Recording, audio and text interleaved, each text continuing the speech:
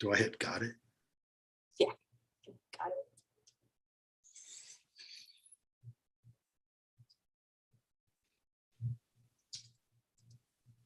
it.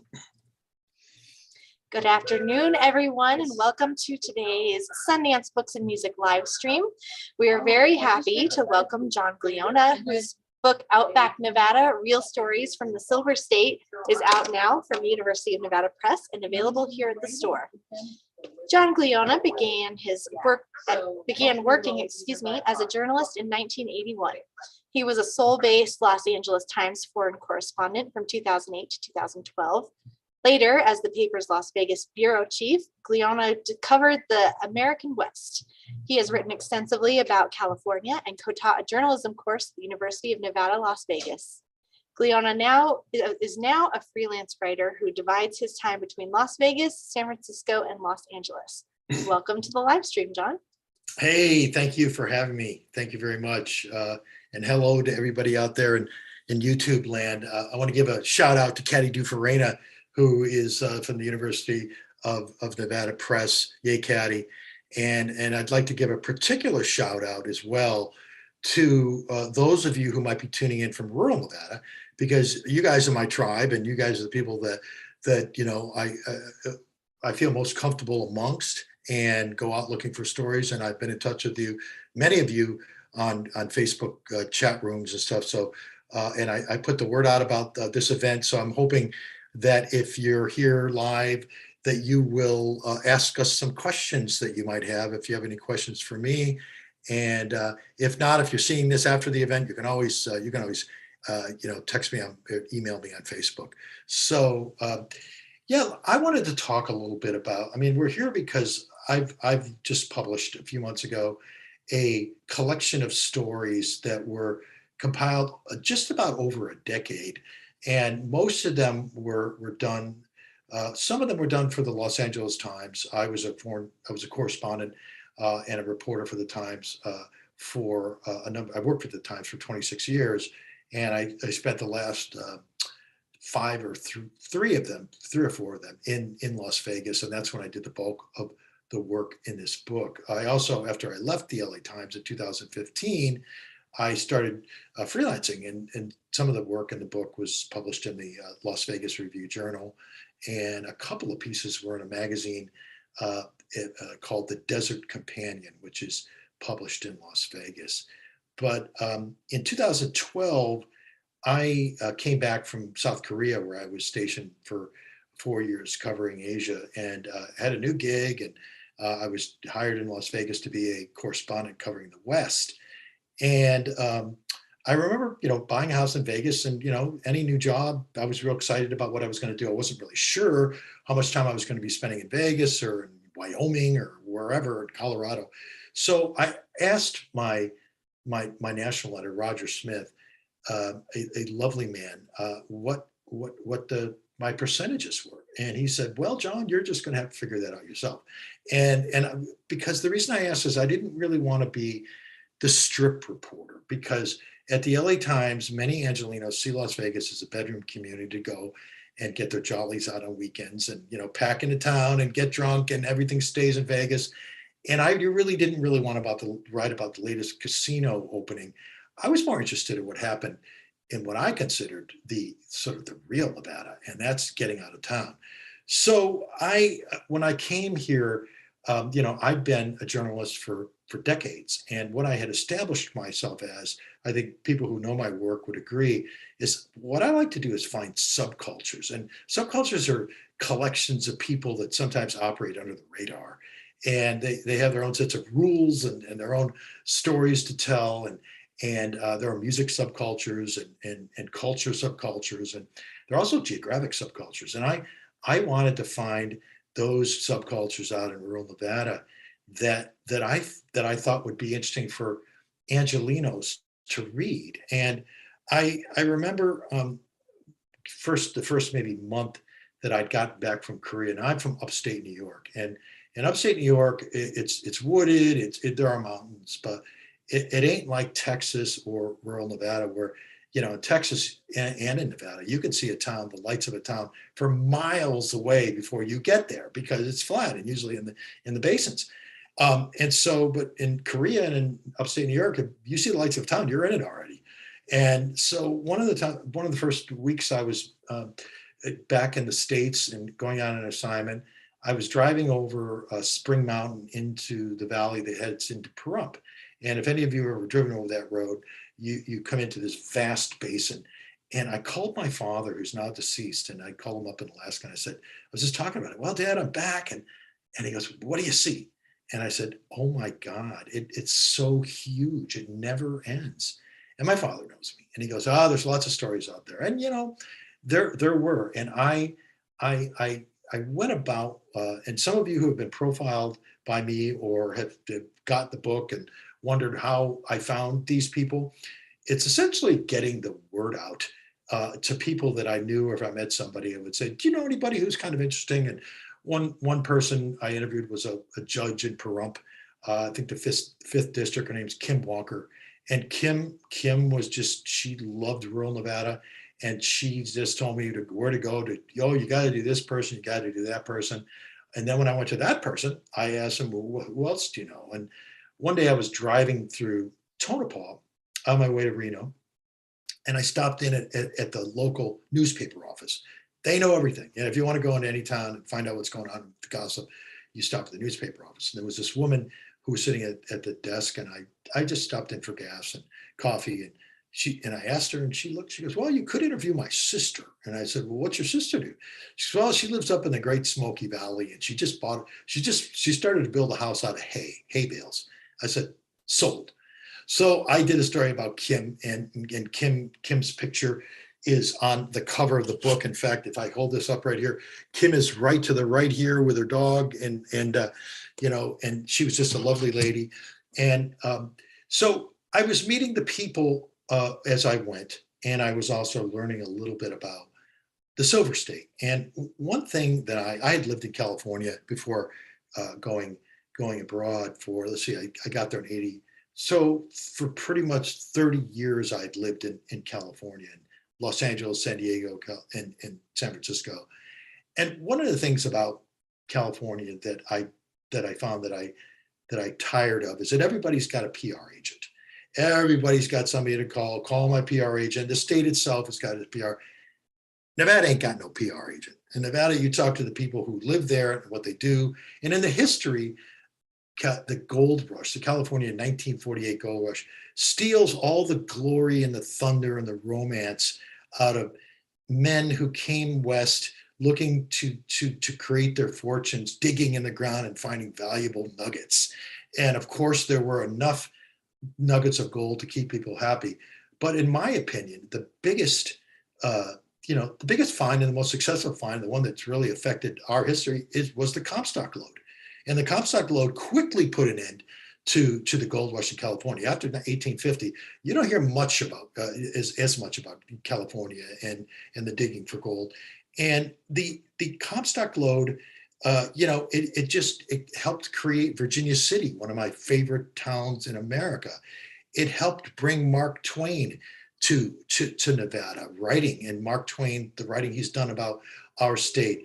It helped in a certain way create the most lovable institution, in my opinion, that we have in Nevada, and that's our brothels. California ain't got no brothels. Arizona ain't got no brothels.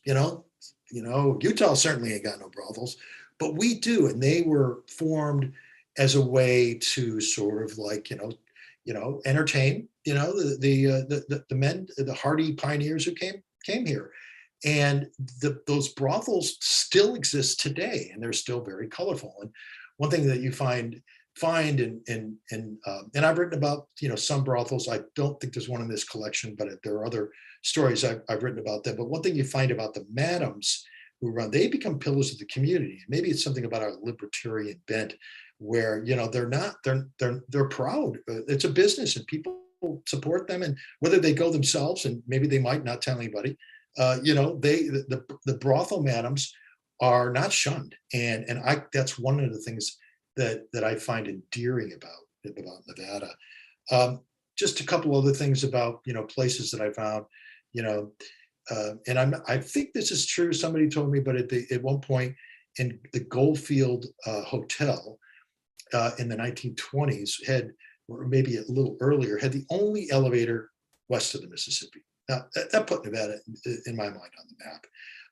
There's the Mizpah, the classic Mizpah, where you can go and still see wonderful stained glass and, hear the stories about, the ghost of the lady in red who apparently, died from some malfeasance upstairs. I think it's room number 6. I may be wrong. But, Howard Hughes married, Jean Peters in Tonopah, not at the Mizpah, but they got married there. Jack Dempsey was once a, bartender at the Mizpah. So this is a place where Nevada has its own share of people who may not be Hollywood, but there are versions of Hollywood. There are Hollywood. So one of the things that I wanted to talk about was what separates our state from, say, other states. And in journalism, journalists brag about having cool date lines on their stories. And a date line is a story is where it's from. So if it's by John M. Glionna, and then it's got the place, so it puts the reader, where the story is based. So a friend of mine used to brag that he found a place and he wrote a story out of a place called Cool, California, COOL. And Cool actually was a truck stop. There wasn't much to Cool, but it was such a cool byline. He found a way to do a story out of there. Mine, up till before coming to Nevada, was Possum Grape, Arkansas, which I just, it was a small town. I loved it. I just loved it. But Nevada, hands down, in my book, has some of the most colorful place names, in the nation. And I've in my prologue, I mentioned some of them, and I've written a few down. For example, Jiggs, Jiggs, and I was just telling Emily that Jiggs was named after a 1920s cartoon character when the town formed, and one of the forefathers of the town, the Herd's daughter, that was her favorite, cartoon character, so they named the town after him. But there are places like, and I haven't been to all of these places or written stories out of them, but it's on my bucket list. But names like Pucker Brush, and I've been to Gabb's, and I've been to Scotty's Junction. I haven't been to Blackjack or Carp, but I've been to Duckwater. I've not been to Stagecoach or Steamboat. I've been to Lovelock. I haven't been to Deeth, which rhymes with teeth. I haven't been to Tunnel. I haven't been to Sulphur or Pine Nut or Slim Creek or Adverse, which is an Adverse, and I guess it's what is Adverse named as? I guess it's just because a bunch of adverse people live there. But I haven't been to Dinner Table, I think was an old mining town, or Ativan, which is Nevada spelled backwards. There's Beer Bottle Pass, Parachute Canyon, and Oahe, where I have been to. And apparently the settlers in Oahe wanted to name it after a river in Hawaii, but they were terrible spellers. And so the name advanced. Now, it probably, if there's any people who speak Paiute, they may tell me you're wrong about that. It's a Paiute word, and you may be right. But I kind of like folklore, so at least that's one story that I'm sticking to right now. And there are Paiute words such as Gashut and Mojave and Shoshone and Washoe. They're all Paiute words. And one of my favorites is the town of Jarbidge, which apparently translates to devil in Shoshone. So probably not some great relations between the Native American residents and the first settlers there. Apparently, for those of you who may not know, the word for water in Paiute is pa. So you'll find Tonopah and Pahrump, which now work. They all have something to do with water, of course, because there's such a lack of water in our state, even back in the days where these towns were formed, that if there was water, people came. And so some of the natives probably named these towns long before the first white settlers got there. My favorite place name of all is Beowawe. And Beowawe, I think I'm saying that right. Yeah, Beowawe. And I talked to Jeff Kintop, who is a chairman of the Nevada State Board of Geographic Names. And there is such a title. And Jeff told me the story that when they built the railroads across Nevada and the United States, they had surveyors come out and they would dig their stakes where the lines were going to go before the men came and laid the rails. And apparently there was one particular fellow who was sort of rotund, and he was a big man. And some of the Paiute, local Paiute, tribes people at the time took one look at this guy, and they named him Beowawe, which apparently means great posterior in Paiute. So, what's lovely about that, I think, is that, we haven't had any cleansing or political correctness. We're probably one of the most politically incorrect states in the country because of our brothel culture and the way we approach our carrying our guns and in our libertarian, politics, which makes, in my mind, Nevada lovable. I love this place, and I will tell you that, to wrap this up, and I have a couple of things I'd like to read to you guys. But and again, if there's anyone here and who's live, let us know if you have any questions at the end. But the story that I most like to tell, and I wish I had written it, but I didn't because I couldn't. And it says, to my mind, a lot about what Nevada is, who lives here, and what the place is about. I was in northern Nevada a few years ago, and I was driving home to Las Vegas, and myself and a photographer stopped in a kind of a, let's just say, bar restaurant in a town which I can't name, and you'll see why when I tell the story. But we were sitting in this town, and you could get beers, and you can get lunch, and you could get breakfast, and people were doing all three at the same time. And so we sat at a table, and there was a man, I think he looked like he was working there, and I looked over at him, and he looked back at me, and he held my gaze. And he's probably in his 50s and very rail thin. And he held it for so long, it made me a bit uncomfortable. And I finally broke it off. I said to my traveling companion, dude, check this out. And I go, he looked over, and the man made a gaze, held his gaze as well. So we were both looking at each other like it was uncomfortable, a bit unsettling, but harmless. So when the waitress came over, I said, hey, what's up with the guy over there? And she said, oh, that's Jim.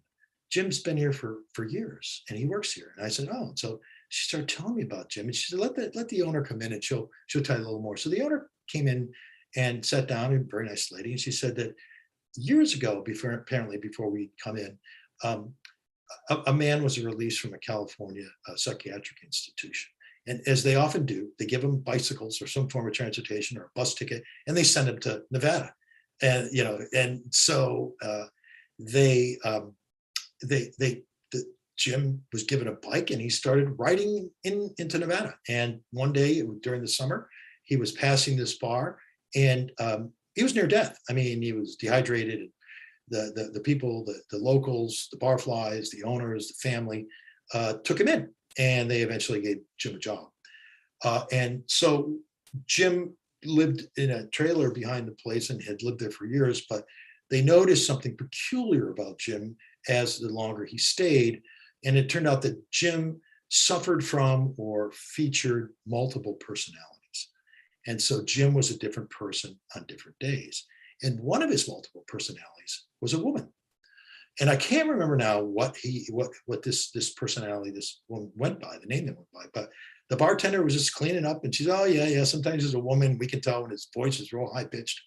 So I'm, as a journalist, and I mean, talk about subcultures, this is like the big mother of subcultures. And I wanted to write about Jim and his relationship.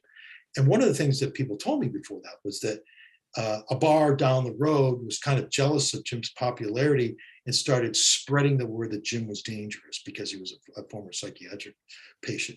So the people in Jim's bar had a feud going on, and I don't know if it ever came to fisticuffs, but Jim was protected in this cocoon of people who came to care for him, and that's what I wanted to write about.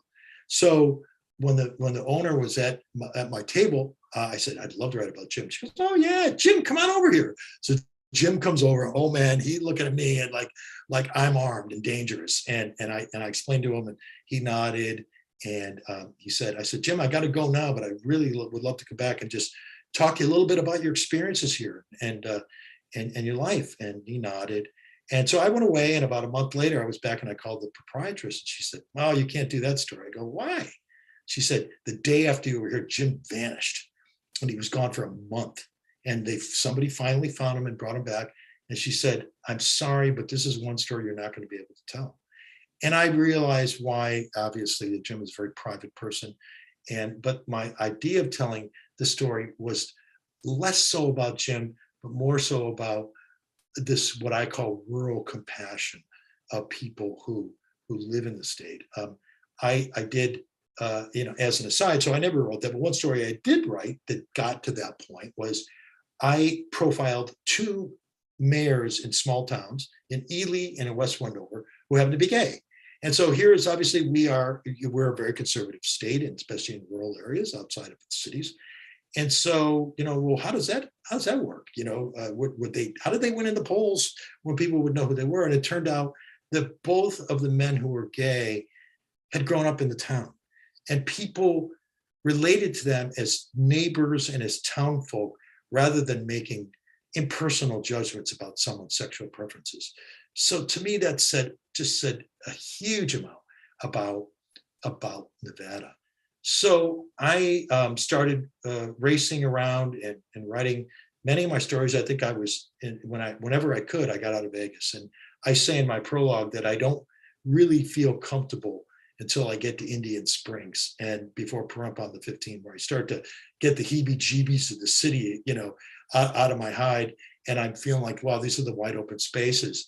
So a couple of years ago, I spoke with an editor at the University of Nevada Press, and we hatched an idea about collecting some of these stories. So I wrote a few years back, I wrote a preface, and I have a selection of stuff that I just randomly picked out, and I'd like to read a few for you. So and Emily, let me know if I'm running late or if you see any questions that pop up. So the first, and this is obviously written, taken from the book. And the first preface, I have to take my glasses off to read, guys. It's terrible to get old. But here's the beginning, just a little bit of the preface from the book. And these are the first words that readers will come into contact with me and this state. Many people, mostly tourists, but also urban Nevadans, seem bewildered by the concept of taking that unheralded drive between Las Vegas and Reno, or exploring any of the state's hinterlands, like it was some crazy rocket launch into the void of outer space. What's out there, they ask? Just a bunch of nothingness? The question has always baffled me. It's not nothingness, I say, but somethingness, because out there is where the real Nevada lies. Whenever I grow weary of the noise of my Las Vegas life, when my suburban neighbors begin to grate and I itch for infinite vistas and endless two-lane straightaways, I point my car north, towards Nevada's untamed outback, towards Beatty and Goldfield, Tonopah, Pioche, and the Big Smoky Valley, Austin, Middlegate Station and Gerlach, Carver's, Jackpot, and countless points in between. I drive when I want to see wild Mustangs and burros, graze on a leather-colored landscape just off the highway tarmac.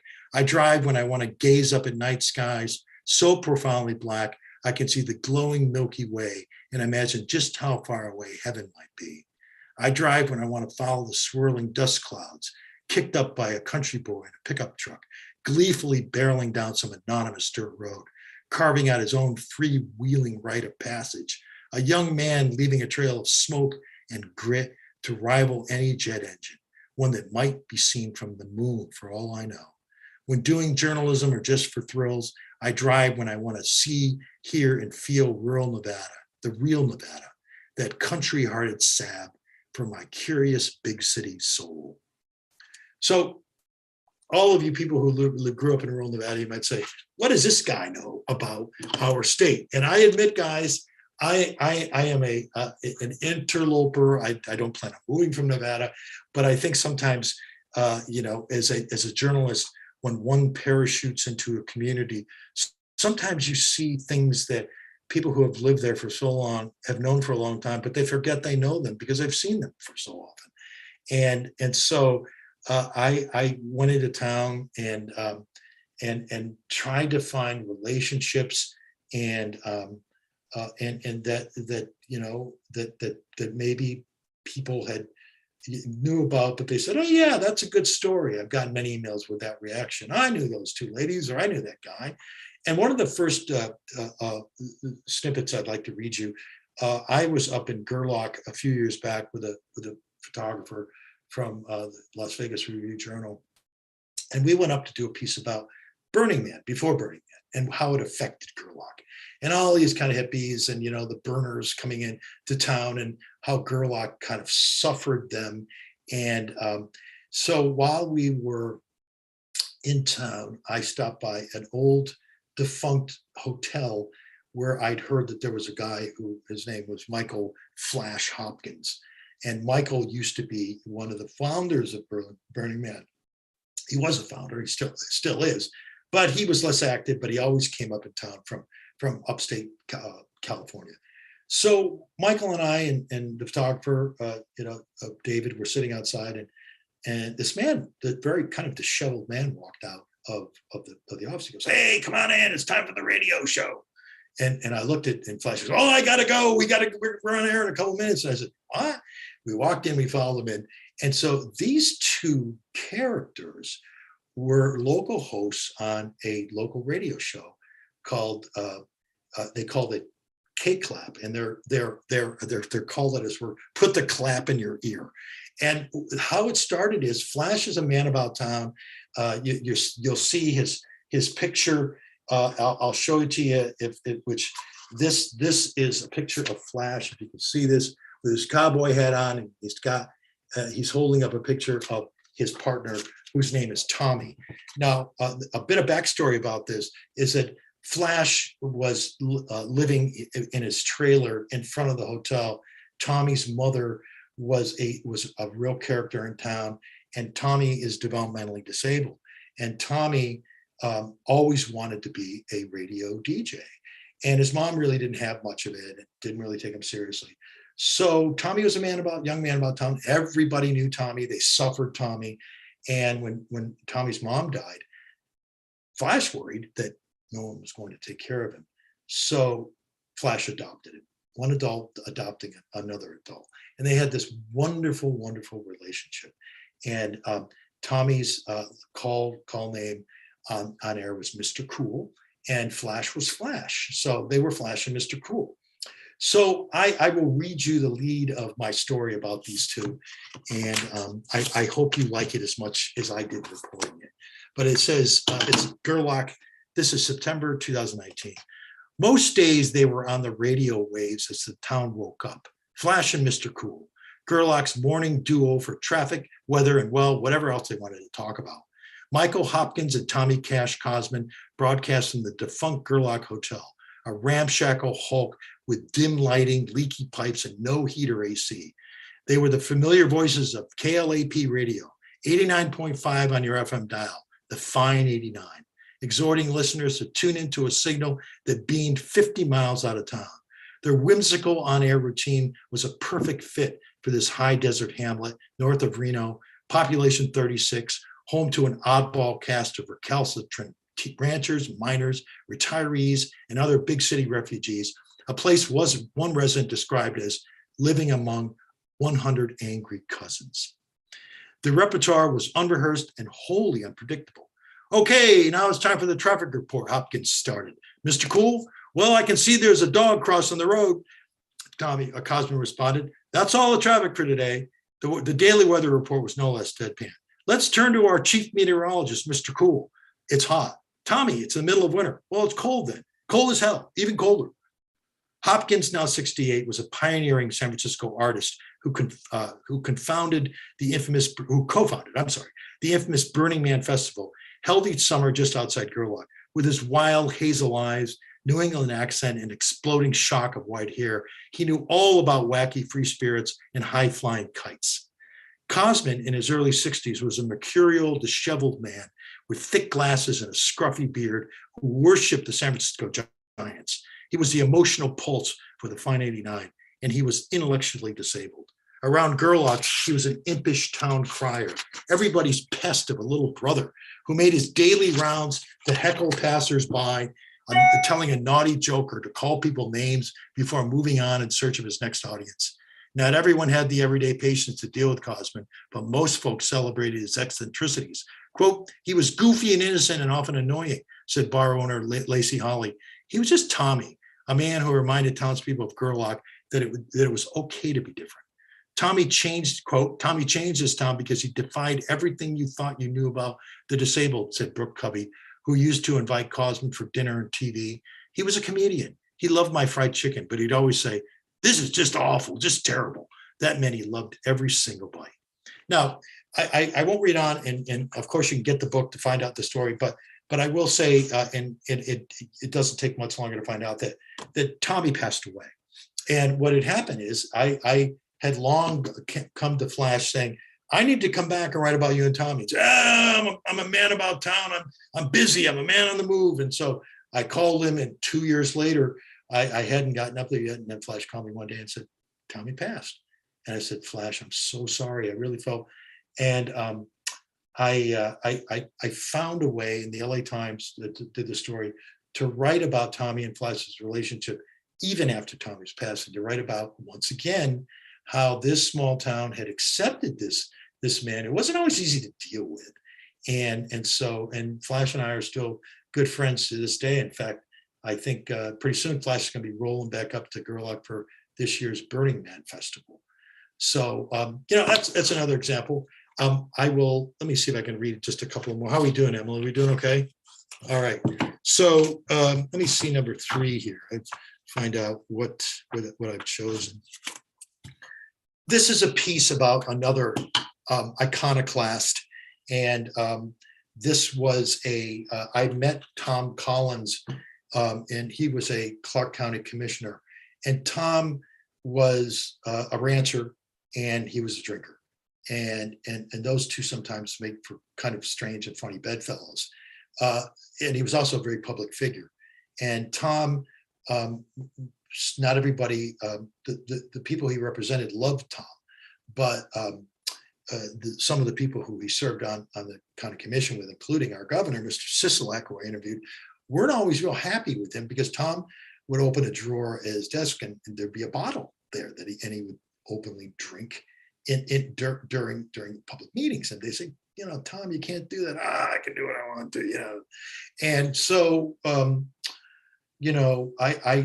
kind of like the idea that this guy was out doing what he wanted to do. So I did a very short profile on Tom for the LA Times, and I'll read you the beginning. This was done in 2015. The cowboy commissioner arrives late, barging into the night meeting like one of his prize rodeo bulls, broken loose from its pen. His Clark County Commission staff has collected residents of this ranch community to hash out a disputed federal land use plan. Yet Tom Collins doesn't join officials up front in the meeting hall. Clad in worn Wrangler jeans and a plaid Western shirt, his black Stetson tilted back on his head, he eases his lumbering 6'3", 250-pound frame onto a creaking folding chair in the back row. He takes his hat off his gray balding head and sets it on the floor and leans back like a wisecracking high school senior. He digs into a Big Mac and fries amid the smell of grease and burger. Quote, I haven't eaten since breakfast, he explains in a rough rural twang, wiping his fingers on his jeans. The performance is vintage Collins. At age 64, the lifelong rodeo man continued to ride bulls until a few years ago, and remains popular among voters who have religiously returned him to office, including 5 terms in the Nevada legislature, despite personal peccadillos that might have dynamited other political careers. For one, Collins likes to drink whiskey. His poison of choice is Pendleton, a Canadian blend. The one-time Mormon convert who later left the church has unapologetically professed to keep a bottle on his office desk, by his bed, and by the TV. There have been alcohol-fueled mishaps, like being cited for excessive noise, for shooting up a tree in his North Las Vegas home during a drunken 2012 holiday celebration. Collins, who paid a fine, said he was mad at the tree. Voters reelected him 4 months later. Tom Collins, some scoff. Even his name is a drink. To grasp Collins's unflagging popularity is to understand politics in a state that has featured cocktail-swilling Las Vegas mayor and mob lawyer Oscar Goodman, a place where personal foibles and cheesy flamboyance are tolerated and even embraced, as long as a candidate delivers. Collins knows that all too well. At the night meeting, he playfully pokes a Boy Scout in the row ahead, giving a thumbs up to the youth's uniform. Like President Lyndon Johnson, he leans imposingly into a group of men, invading their space, telling a private joke that makes everyone laugh. He presses a wad of Copenhagen chewing tobacco into his mouth and fiddles with a smartphone video of his bellowing cattle. A staffer shoots him the slashed throat sign to take it outside. He picks at his nails, sighing audibly at comments that displease him. A local activist and Collins' critic asks if he can have the crowd's attention. No, the commissioner says to himself, shut up, sit down. Then Collins limps to the microphone, his body battered by countless falls from angry bulls. He thanks people for their views and pledges to continue as their bridge with federal officials. Happy New Year, I love you all. He knows such feelings aren't always mutual. Quote, people out here either love me or hate me, he said later. I can handle both. Tom is still alive. I ran into him lately and he didn't recognize my face, but he remembered my story. And that's all I ask, guys. So let me read you just a few more really briefly. One of the stories that I have gotten a lot of feedback. It was one of my favorite stories that I've ever done. I mean, I have, I interviewed, and I won't read you this part today, but a man who works as an undertaker who collects rural bodies, and he would drive sometimes 250 miles one way to make sure that the rural dead are cared for. And he's a wonderful character. But Kim Walker, the judge, one day told me about a couple of friends, Lena Sharp and Minnie Perchetti. And Minnie, as you know, as you from the Tonopah area know, her son ran the Clown Motel for a while, and they are just fixtures in town. And Minnie at the time was 95, and her best friend, Lena Sharp, lived outside of town, and her friend Minnie Perchetti lived in town, and one was 95 and one was 96. And as Kim told me, those two women have known each other and stayed close for more than 70 years. And that's longer than I'd been on the planet, and probably many of the people who are listening here. So how do you turn down a story like that? And about an old friendship between the two.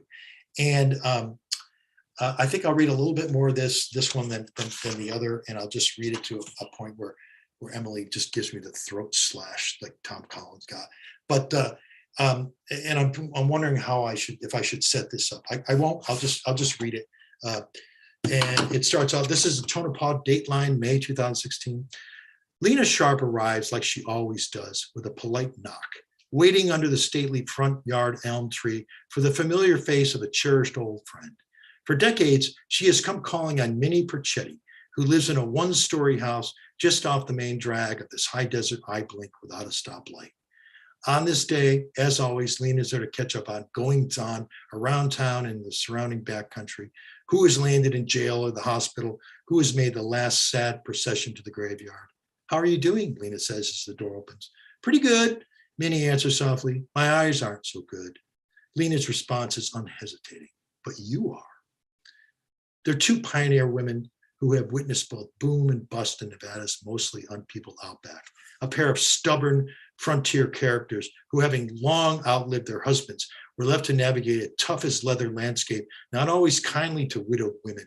Theirs is a friendship that has endured both time and distance, a bond between great-great-grandmothers of Croatian lineage that got its start during the last gasp of the Great Depression, when Franklin D. Roosevelt was president and the nation was soon to enter World War II, a time when the roads out here were still dirt tracks. Lena is 96, Minnie is right behind at 95. In many ways, their lives are mirrors, but there are differences. Lena is unsentimental, a college graduate who loves to read and whose wanderlust took her across the globe after her husband died. Minnie is a homebody who married young and dropped out of high school, a person who can count on one hand the time she has left Tonopah. She's also a romantic, like when she describes meeting her husband the day he delivered milk to her home decades ago. Quote, I came to the door and fell in love. Lena is more practical. He was earnest, she said of her mate. The pickings out there were pretty slim. I think my wife probably goes for the second opinion versus the first. But just a few more graphs here. In 1940, Lena Punjuv, pronounced Punjuv, arrived here from Las Vegas to take a job as a country teacher on a ranch in Railroad Valley, 100 miles east of Tonopah. She married a young cowboy named Jim, who liked to memorize poems as he drove cattle on horseback. Years later, after Jim died of a heart attack, Lena stayed on at the ranch, raising 5 daughters who were homeschooled, taught to tend to the chores without a man around to supervise. But she always made time to visit Minnie, the girls she'd met on trips through Tonopah en route to her classes at the University of Nevada, Reno. She recalled once taking a photograph of Minnie dressed in a fuzzy turquoise sweater popular in the day. On the long, bumpy ride north to Reno, Lena thought of how she wanted that sweater. The two women still laugh about that. If Lena was worldly, Minnie was a townie from the start, a woman who still lives next door to the house where she was born. While still in high school, she eloped with Tony, a mine worker, the two stealing off to Hawthorne for a fly-by-night wedding. Nobody knew about the marriage until Minnie's mom suggested the two shop for a dress for Minnie's senior year in high school. I'm not going to school, Minnie announced. Tony and I got married. I'm going to move in with him and keep house. Later, Minnie climbed ladders to help her husband with his roofing business. They eventually raised 4 children. And now, half a century later, after Tony died, the 4 grown kids still stop by to visit their mother each morning. Lena comes too. For years, she has left her sprawling Blue Eagle Ranch, situated 12 miles from the nearest paved road, for the long drive along US Highway 6, past signs for places such as Silver Bow, Golden Arrow, and Stone Cabin. She drives Jeeps, trading them in every few years to avoid the dreaded middle of nowhere breakdowns. As the years passed, she drove less. Lena hitched rides to town with the mail delivery woman, riding home the following day with some kindly neighbor. She always stayed overnight. A spare bedroom off Minnie's kitchen was reserved just for her. And it goes on. But not long after my story ran, both passed, and I sort of see it as sort of as a bit of a pan to two women who became friends. So I'll read you one more, and I don't know, Emily, any questions? We're here alone? We don't have any questions as of right now, but okay. You've got plenty of time to read one more. Okay, I'll read one more, and then we'll see where we stand. And thank you guys for tuning in. And again, you can sort of reach me on Facebook, but the last piece that I will read is probably the last piece in this book collection. It was published in 2021, which seems like yesterday. COVID was among us, and nobody was doing too much traveling. But I had a friend of mine, a photographer in Las Vegas, had seen an ad in a magazine about a couple of itinerant preachers, and they lived up in Jackpot. They were married, and they traveled around the state, bringing the word of the Lord to ranch hands and ranchers who maybe couldn't get into church in town, in time, and worried that their fingernails might be dirty or they didn't have clean pants like the proper white folk who lived in town. So the couple brought the word of the Lord to them, and I beggars can't be choosers, and since it was COVID, I didn't have time to wait until they went out to a ranch, but I did manage to hook up with them at the Humboldt County State Fair in Winnemucca, and they were doing a mass in front of at a rodeo auditorium for some followers before the day got started. So as they were doing their mass with their folk guitars, men were riding behind in horses, and it was a very Nevada setting.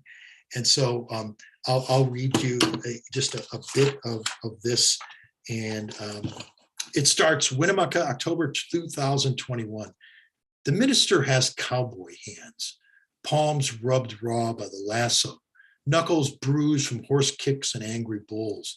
They're the hands of a man who in 68 years has known solitude, hard work, and his share of heartbreak. At first glance, Bo Lowe seems more Black Bart than solemn man of the Bible. He wears a buckaroo hat with its wide, flattened brim, Western boots, black shirt and suspenders, a maroon wild rag around his neck.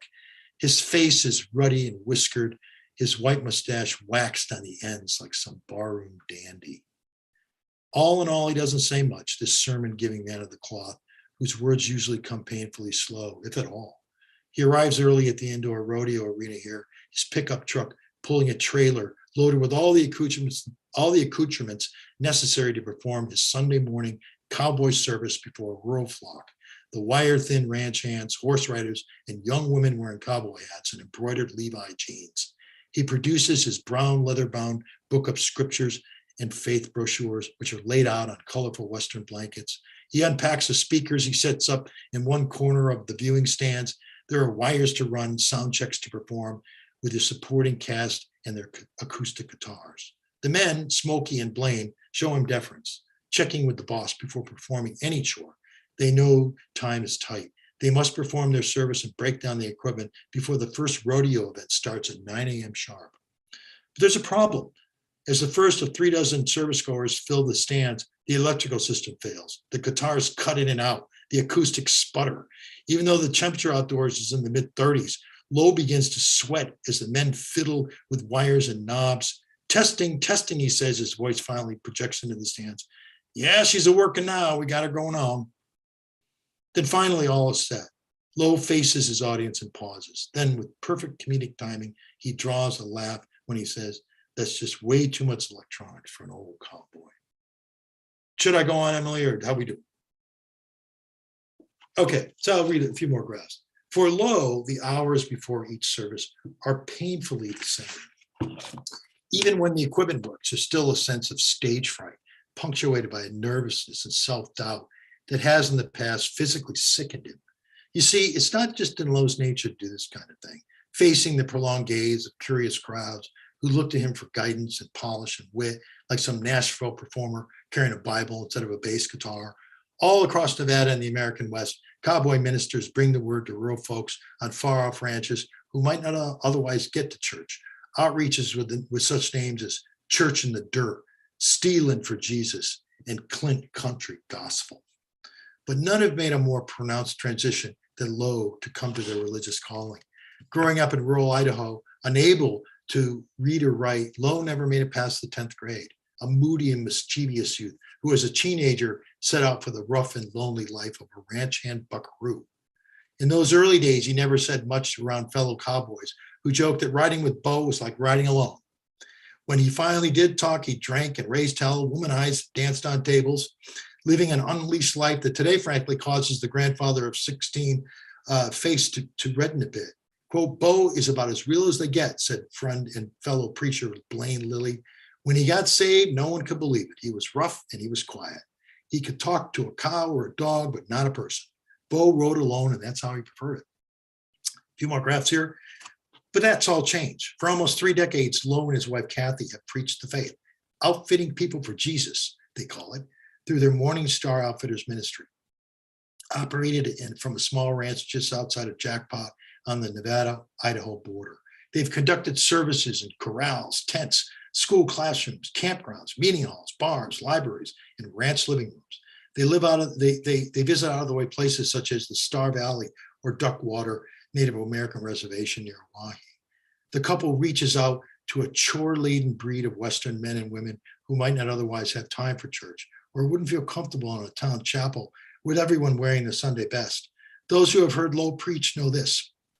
There are no $20 words spoken here, just a frank, politically conservative view of a life steeped in cowboy culture.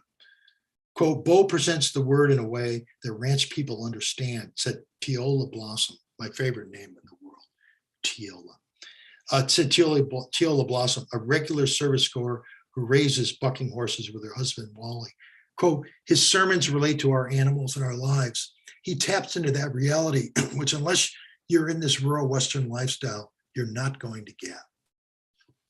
And it goes on, but my voice is giving out. And so if there's not any questions, I can wrap.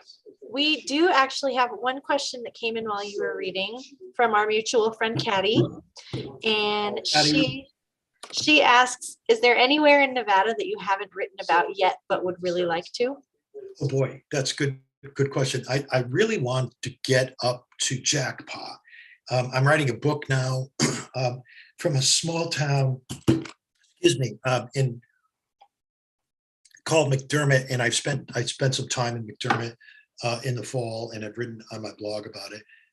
But there are towns, Jackpot. I've been to Pioche, and I really want to go back to Pioche and really.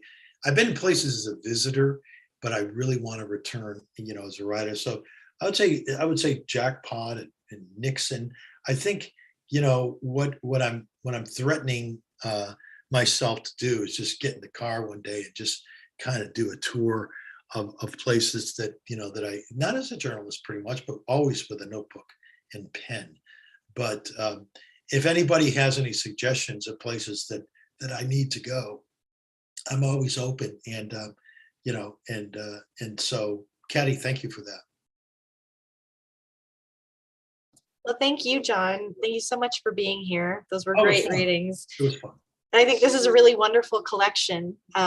There's so much diversity in it. And, Nevada is not all one thing. There's no one definition for what Nevada is. And I think partly that's because of how big it is, and partly because there are so many characters that make up the state. So yeah, everyone, you can get a copy of Outback Nevada at Sundance now. And thank you so much, John. Thank you for being here and being patient while we worked out a time to do this. Oh yeah, no. We've all worked around illnesses, and so thank you all. And again, if you're looking at this in the days, weeks, or month down the road, please reach out, and I will. You can find me on Facebook at John Glionna. So friend me, text me, email me. Thank you. All right. Thank you, everybody. Thank you for watching. We'll see you next time. Bye. Bye.